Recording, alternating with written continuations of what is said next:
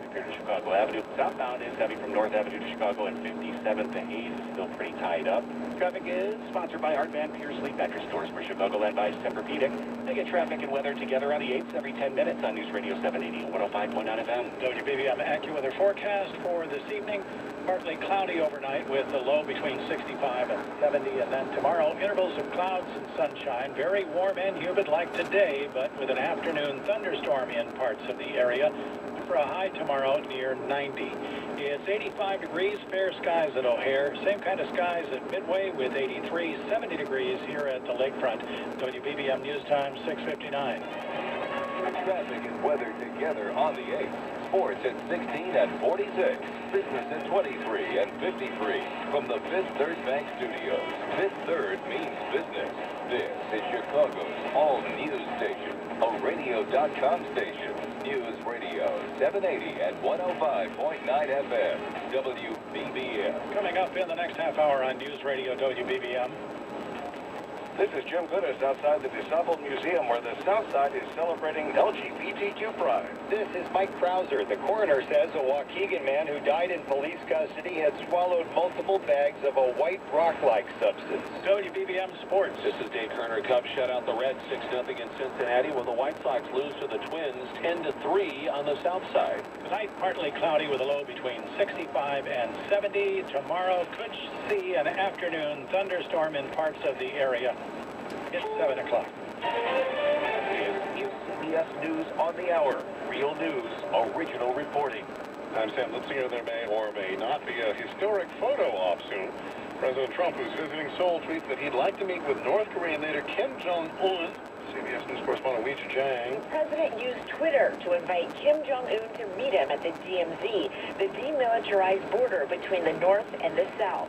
Mr. Trump said he would even cross over, something no U.S. president has ever done. Sure. I feel very comfortable doing that. I would have no problem. President Trump acknowledged the meeting would produce little more than a handshake, with talks to denuclearize Pyongyang at a standstill after negotiations fell apart in February.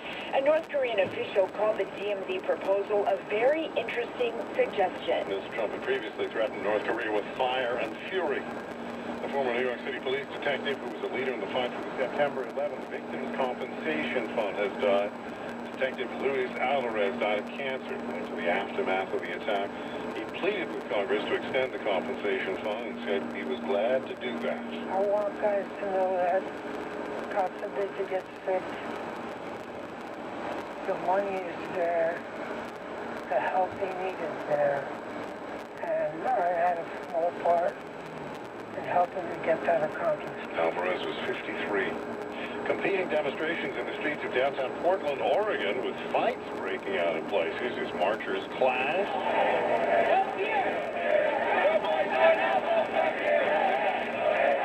At least 3 groups had planned rallies or demonstrations at different sites in the city, including members of the so-called Proud Boy and anti-fascist groups.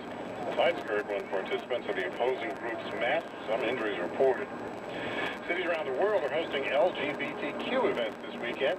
Prince Claudette says it's the 50th anniversary of the Stonewall Uprising in New York that helped spark the modern gay rights movement, which is why he's helping to organize a rally in San Francisco. If only Stonewall had corrected everything and moving forward, but, you know, we still have lots and lots of problems and lots of challenges.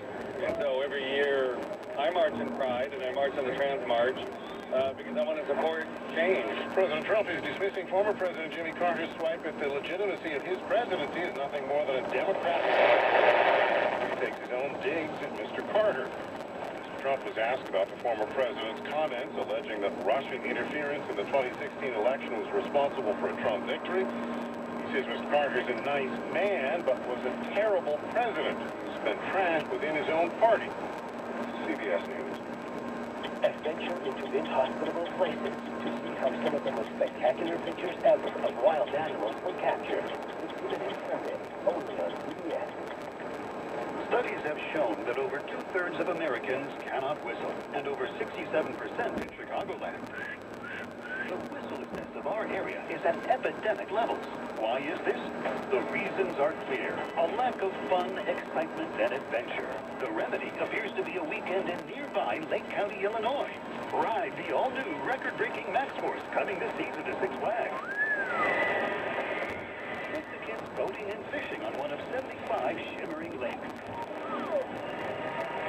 enjoy a refreshing mango mint martini on the libation trail. There are literally hundreds of amazing experiences in Lake County that are sure to be music to your ears. Shake your whistleitis. Head to Lake County, Illinois, where you'll whistle all weekend. Make plans at visitlakecounty.org. Let's go to Lake County. Illinois, are you up for amazing? Many of us are holding on to our cars a lot longer these days. The average vehicle on the road today is 11.8 years old, a new record. Mark Sang of IHS Markit says the real growth has been in older vehicles. When you look at the oldest vehicles, 25 years and older, we see them reaching at about 23 million vehicles by 2023, and that'll be the most ever seen of that age vehicle by that time. There are now 278 million vehicles registered in the U.S., a new record. Jeff Gilbert, CBS News, Detroit. A herd of fiberglass cows is returning to Chicago to mark the 20-year anniversary of a hugely popular display of brightly painted cows. It inspired other cities to line their streets with their own statues of everything from lobsters to pigs. Among those returning will be some of the original exhibit's cows, including Rhinestone Cowgirl. Sam Litzinger, CBS News. This is Chicago's all-news station. News Radio 780 and 105.9 FM and WBBMNewsRadio.com. WBBM News Time 7:05. It's Saturday, June 29th, 2019. Good evening and thanks for joining us. I'm Andy Dane. 83 degrees in Chicago, clear skies.